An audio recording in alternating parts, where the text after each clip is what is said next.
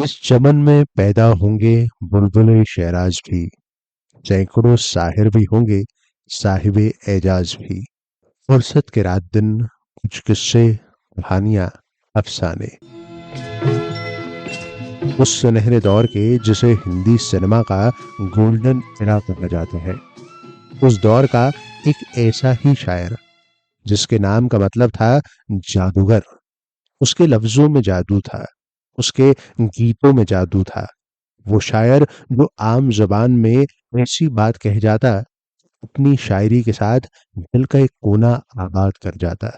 वो शायर जिसने अपना तखल्लुस इस शेर से लिया, अब्दुल हई यानी साहिर लुधियानवी। पल दो पल मेरी कहानी है, पल दो पल मेरी हस्ती है, पल दो पल मेरी जवानी है। कई लोगों का बचपन बड़ा खूबसूरत होता है, कईयों का यादगार, पर कुछ होते हैं जिनका बचपन बड़ा तल्ख होता है। शाहिर साहब के साथ भी कुछ ऐसा था। पिता फजल मोहम्मद जागीरदार थे, दौलत शोहरत बहुत थी और साथ ही ऐश परस्ती भी। 11 निकाह किए थे उन्होंने अपनी जिंदगी में, जिनमें से एक शाहिर साहब की अम्मी सरदार बेगम के साथ करवाया। अब किस्मत का खेल कहूं कि उनकी सारी औलादों में बेटा एक ही था, साहिर। रिश्तों में खटास आई तो जागीरदार साहब ने सरदार बेगम को हुक्म दिया, दौलत जितनी चाहे ले लो, पर ये बेटा मुझे दे दो। सरदार बेगम नहीं मानी। बात अदालत तक पहुंची तो जज ने 8 साल के साहिर को पूछा कि तू किसके साथ जाएगा। सही मायने में साहिर का जन्म हुआ जब उन्होंने दौलत छोड़ अपनी माँ के साथ जाने का फैसला किया। मेरे साथ रहेगा मुन्नी, ताकि तू जान सके तुझको परवान चढ़ाने के लिए कितने संगीन मराहिल से तेरी माँ गरीबी मुफलसी में अपनी माँ के साथ समय बिताता, मेहनत करता ये बच्चा। जिंदगी की थपेड़े सहते हुए भी बेहतर जिंदगी का सपना उसने ना सिर्फ देखा बल्कि उसे पूरा कर दिखाया। जब अंबर झूम के नाचेगा, जब धरती नगमे गाएगी, वो सुबह कभी तो आएगी, वो सुबह कभी तो। 1945 में लाहौर में एक मैगजीन के लिए काम कर रहे थे। उसी दौरान इनकी पहली किताब आई जिसका उन्वान यानी टाइटल था तल्खियां।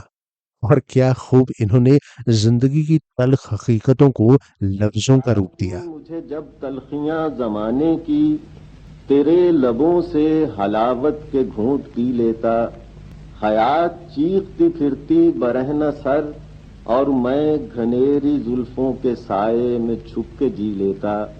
मैं जानता हूँ मेरी हमनफस, मगर यूं ही कभी कभी मेरे दिल में ख्याल। प्रोग्रेसिव लिबरल सोच थी इनकी, इसलिए धार्मिक कट्टरपंथियों की रूढ़िवादी सोच के खिलाफ सवेरा मैगजीन में एक आर्टिकल लिखा। फिर क्या था, जो होता है वही हुआ।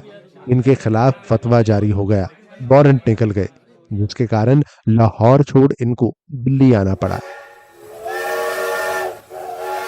यहाँ अमृता प्रीतम से एक बार फिर मुलाकात हुई, जो मुलाकात मोहब्बत में तब्दील हुई, पर उसे तकदीर ने कोई और ही शक्ल दे दी। हो जाए तो उसको भूलना बेहतर, ताल्लुक बोझ बन जाए तो उसको तोड़ना अच्छा। वो अफसाना जिसे अंजाम तक लाना न हो मुमकिन, उसे एक खूबसूरत मोड़ देकर छोड़ना अच्छा। मकबूलियत तो साहिर साहब के काम की थी ही, पर जेब खाली थी। सोचा कि कुछ और सहूलतें अगर हासिल करनी है, बम्बई जा हिंदी सिनेमा में किस्मत आजमाई जाए। ऐ दिल है मुश्किल जीना यहाँ, जरा हट के जरा बच के, ये है बॉम्बे मेरी जान। बम्बई आ वर्सोवा के 4 बंगला के आउट हाउस में रहने लगे, जहां उनके रूम पार्टनर थे मशहूर शायर मजाज साहब। दोनों इकट्ठे स्ट्रगल करते, एक दिन बजाज साहब के जानने वाले एक प्रोड्यूसर मिल गए। गीत लिखने की बात हुई। दोनों ने गीत लिखा और जब प्रोड्यूसर ने सुना तो कहा, मियाँ बात बनी नहीं। अब ये बात बजाज साहब के शायर मन को झटके की तरह लगी और उन्होंने वापस जाने का फैसला कर लिया। और जब साहिर साहब उनको स्टेशन छोड़ने गए तो कहा, दोस्त आज तुम जा तो रहे हो, अगली बार जब आओगे तो इस स्टेशन पे मेरी गाड़ी तुम्हें लेने आएगी। मिलते हैं बिछड़ जाने को और दे जाते हैं यादें, तन्हाई में खुद एतमादी थी, भरोसा था अपने फन पे, कामयाबी कब तक दूर रहती। कुछ गीत लिखे पर 1951 की फिल्म बाजी के गीतों से ऐसी बाजी खेली कि साहर साहब गीतों की दुनिया के सबसे बड़े खिलाड़ी बन गए। तकदीर से बिगड़ी हुई तकदीर बना ले, तकदीर बना ले, अपने पे भरोसा है तो ये दाव लगा ले। शोहरत मिल रही थी कि अचानक लता मंगेशकर जी से एक बात पर बहस हो गई। लता जी का कहना था कि गीत गायक की आवाज के कारण चल रहे हैं, वही साहिर साहब कहते कि लफ्जों के बिना आवाज के कोई मायने नहीं। बात बढ़ गई। लता जी ने साहिर के गीत गाने से इनकार कर दिया। 11 में से 9 फिल्में साहिर साहब के हाथों से चली गई और जो तो बची थी, नया दौर और प्यासा, वो संगीत प्रेमियों की प्यास बुझाने के लिए काफी थी। जाने वो कैसे लोग थे जिनके प्यार को प्यार मिला। फिर वो समय आया जब ओपी नैयर, एस.डी. बर्मन जैसे दिग्गज म्यूजिक डायरेक्टर्स के साथ इनका मनमुटाव हुआ। फैसला हुआ कि साहिर से गीत नहीं लिखवाएंगे। तब इन्होंने एन दत्ता, रोशन साहब और खयाम साहब जैसे टैलेंटेड पर नाकामयाब म्यूजिक डायरेक्टर को अपने गीत दिए। अपनी परेशानी मुझे दे दो, तो मैं उनकी कसम इस दिल की वीरानी। म्यूजिक डायरेक्टर्स सिंगर्स के बराबर फीस दिया करते थे साहिर साहब। आखिर फिल्म इंडस्ट्री को मानना ही पड़ा कि साहिर वाकई ही गीतों के जादूगर है। कभी कभी मेरे दिल में ख्याल आता है। वो कहते हैं ना कि जहाँ कतरे को तरसाया गया वहीं डूबा हुआ पाया गया।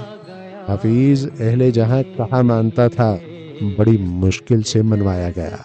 तुझको बनाया गया है मेरे लिए। रवैया बेशक अड़ियल था, पर दिल मोम था इनका, जिसके कारण कई लोग उनसे दूर भी हो गए। और उनकी माँ हमेशा साथ रही। माँ के साथ बड़ा अजीब रिश्ता था। जहां जाते, चाहे स्टूडियो हो, अवार्ड फंक्शन हो, माँ साथ ही जाती। कोई भी फैसला उनकी सलाह के बगैर नहीं करते थे। प्यार बट ना जाए इसी कश्मकश में शादी तक नहीं की। पर जिस दिन उनकी माँ का देहांत हुआ, अकेले रह गए। वो शख्स जो बेखौफ था, किसी से डरता नहीं था, अपने कमरे में जाने से भी घबराने लगा। जब तलक होगा तेरा साथ निभाऊंगी मैं, फिर चली जाऊंगी उस पार के सन्नाटों में। जिंदगी में उन्होंने बहुत कुछ हासिल किया। कई अवार्ड्स, पद्मश्री सम्मान, एक फूल का नाम गुले साहिर रखा गया। पुलिस वालों ने उनकी याद में एक चौकी का नाम साहिर चौकी रखा था। पर कुछ भी माँ के जाने का दर्द कम न कर सका और वो खुद अकेले जिंदगी के साथ जूझते 25 अक्टूबर 1980 को इस दुनिया को हमेशा के लिए अलविदा कह गए। देखी ज़माने की